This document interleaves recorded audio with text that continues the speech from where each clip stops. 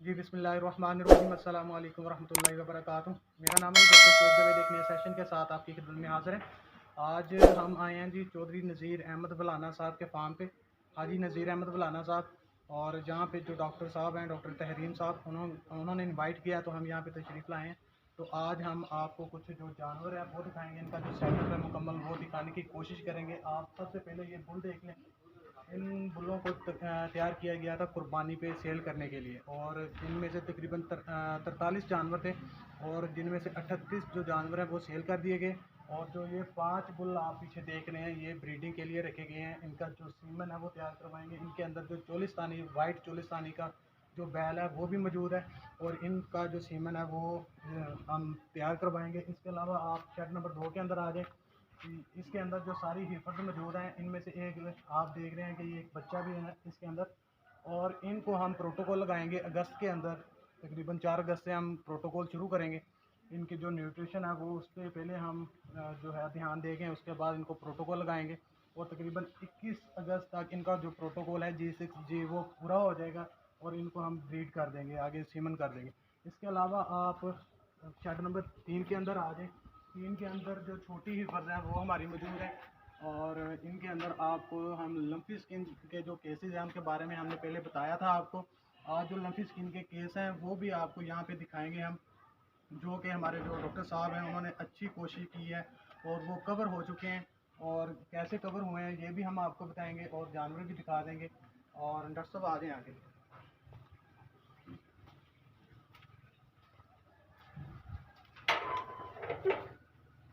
आप ये सारे जानवर देख लें। ये छोटी बच्चे हैं, तकरीबन ये डॉक्टर साहब कितने कितने माह के हैं? ये 1.25 साल के करीब है। ये 1.25 साल की उम्र है इन बच्चों की। तकरीबन सारे जानवरों की जो ये यहाँ पे खड़े हैं, इनके अंदर बुल हैं डॉक्टर साहब?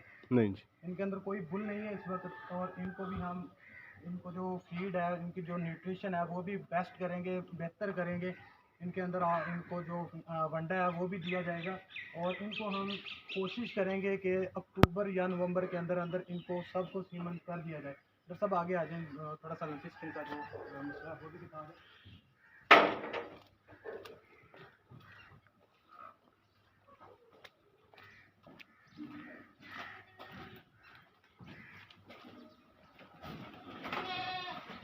जी तो आप यहाँ पे देख सकते हैं वो 5 नंबर का जो टैग है उसको लंपी स्किन का मसला है। इसके अलावा यहाँ पे एक दो जानवर और भी हैं, ये आप देख लें कि इसको लंपी स्किन का ये मसला है।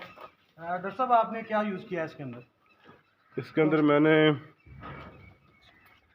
रीपेन इंजेक्शन अच्छा और उसके अलावा मैप्रोथन अच्छा, मैप्रोथन के साथ आयोडेक्स। ठीक हो गया।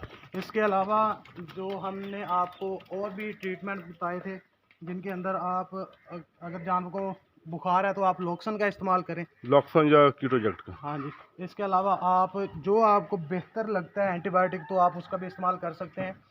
आप अगर आपका जानवर बुखार नहीं उतर रहा तो आप ये कोशिश करेंगे, आप उसको जो लॉक्सन का इंजेक्शन है वो उसको आईवी कर दें, स्लो आईवी। और उसके अलावा जो एक कोबैक्टन का इंजेक्शन आता है वो आप जानवरों को आईएम इंटरमस्कुलर जो है वो लगा दें।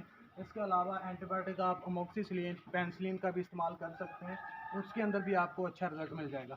इसके अलावा जो अगला हमारा जो शेड है उसके अंदर ब्रीडिंग जो बकरा है, जो बकरियों के लिए इस्तेमाल किया जाता है, वो आप यहाँ पे बकरा देख सकते हैं, वो सामने खड़ा है ब्रीडर। और इसके अलावा जो शेड नंबर 5 है उसके अंदर जो बकरियाँ हमारी वो खड़ी हुई हैं, बीटल की बकरियाँ हैं, वो सारी यहाँ पे खड़ी हुई हैं।